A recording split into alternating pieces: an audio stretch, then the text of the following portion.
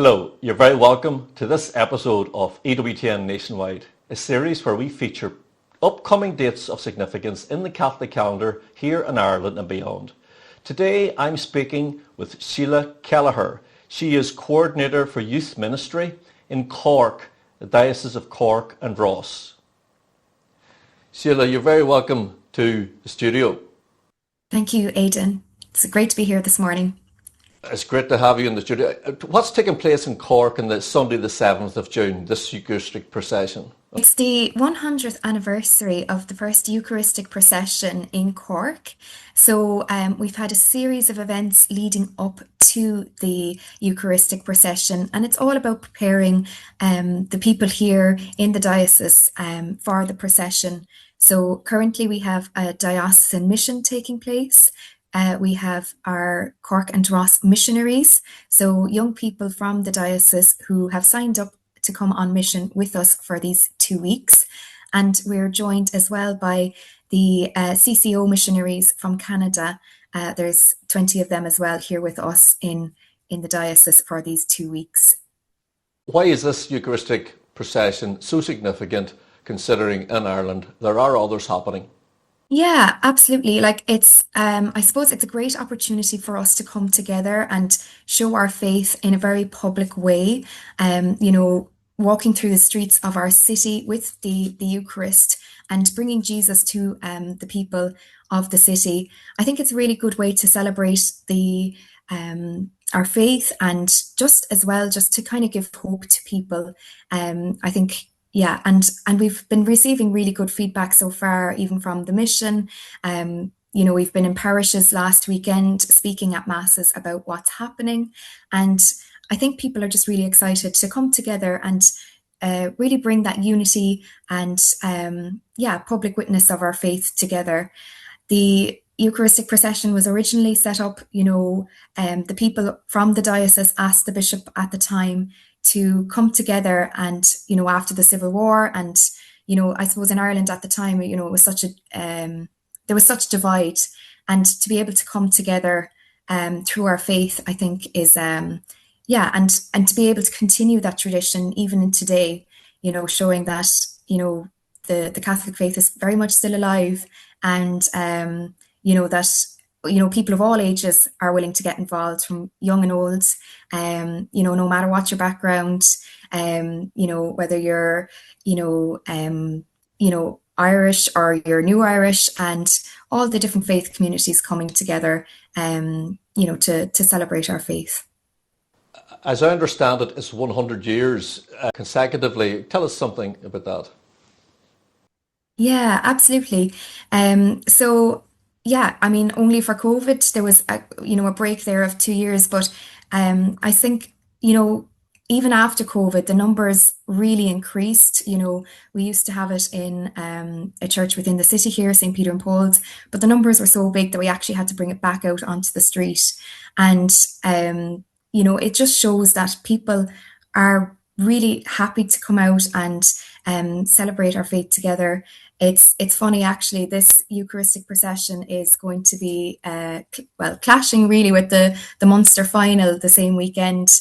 But even from talking to young people, I was at an event last night, and they're actually choosing to come to the Eucharistic procession over the Munster final, which I think just shows, that while the players are playing, we're going to be praying. So I think that's a real testament to this Eucharistic procession and just the strong tradition of it within our city here.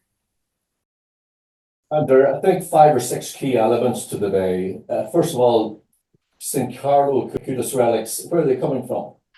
Yeah, so the relics of St. Carlo Acutis are actually coming to the diocese this weekend, and they will be in the cathedral in Cork City here, the St. Mary and St. Anne's. They're also going down to West Cork to the cathedral in Ross, in Skibbereen, and they will be there tomorrow night. So they're being welcomed there first, and then they're coming back to the cathedral here in the city. And they'll also be down in St. Peter and Paul's Church in the city centre on Sunday. tying in actually with Cork City Marathon. So we're bringing the relics down where, a lot of people will be gathered at that time. And we're actually going to have a special mass just before the marathon begins for any marathon runner taking part. I suppose it's a lot of cities around the world, offer a mass before a marathon. So we're doing that in Cork as well. And there'll be a special blessing with St. Carlo's relic as well at that mass. I suppose why we're bringing relics of St. Carlo Acutis. Obviously, St. Carlo had such a love and devotion for the Eucharist.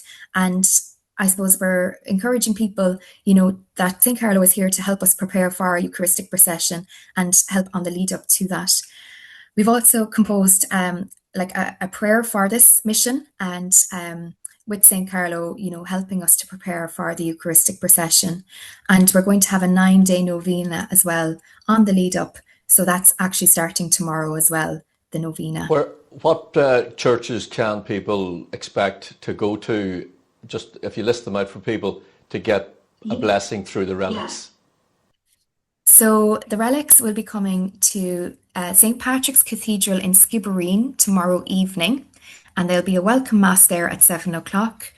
They will come to the Cathedral of St. Mary and St. Anne in Cork City on Saturday and on Monday. And on Sunday, they'll be in St. Peter and Paul's Church in the city centre. And I'm sure Bishop Fintan Gavin is tremendously excited about the range of events, obviously the visitation of the St. Carlo Acutis relics and the 2-week diocesan mission that you were explaining about a second ago. We'll talk more about that in a moment. But then the 9-day novena. So is this to prepare maybe the youth in the Cork and Ross area and the public at large, just to have a sense of expectation and excitement? Yeah, absolutely. Absolutely. Absolutely. All these events are helping us to prepare for the Eucharistic procession. We're also going to have 100 hours of continuous Eucharistic adoration as well, just before the procession begins. That's starting on Wednesday the 3rd at 1:30 a.m. in St. Peter and Paul's Church in the city centre. And people have signed up of all ages to sit with Jesus for those 100 hours, which is amazing, really. Like, so many people have come on board. We do have Eucharistic adoration in our city centre 24/7 anyway, but that people have come on board especially for this. And I suppose, it's just been a real sign of hope as we prepare for the procession. And it's great that, so many people of all ages are getting involved. I suppose with the diocesan mission, it's our young people helping to lead that out. So just last weekend, over 40 young people were in over 20 parishes speaking about the plans, from the relics to the 100 hours of Eucharistic adoration to the novena, all on the lead up to the Eucharistic procession.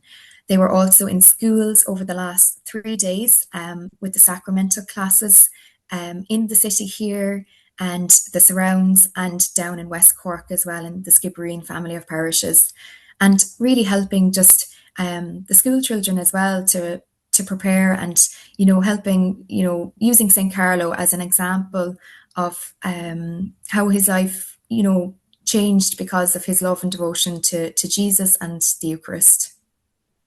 A website that people can go to get more information regarding the schedule itinerary?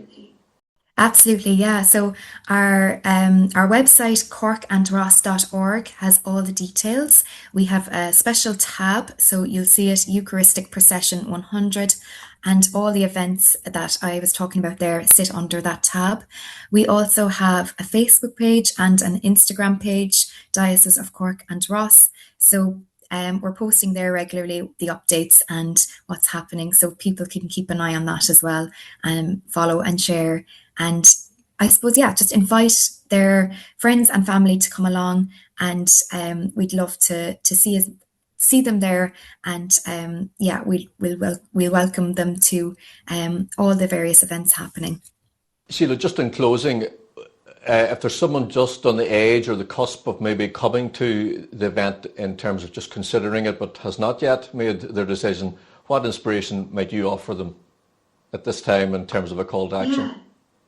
Yeah, just come and see, we're here and we're happy to help in whatever way we can. We have lots of volunteers and stewards to even help just show you where to go. And then we have our mission team as well to speak further about faith and to have spiritual conversations with. So absolutely, just come, be open, and we'll welcome you here with open arms. That's beautiful. Listen, we just want to wish you all the best and rest assured of our prayers here at EWTN Ireland.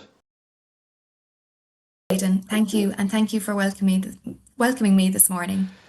That's it for this episode of EWTN Nationwide. Please join us again where we'll be featuring upcoming dates of significance.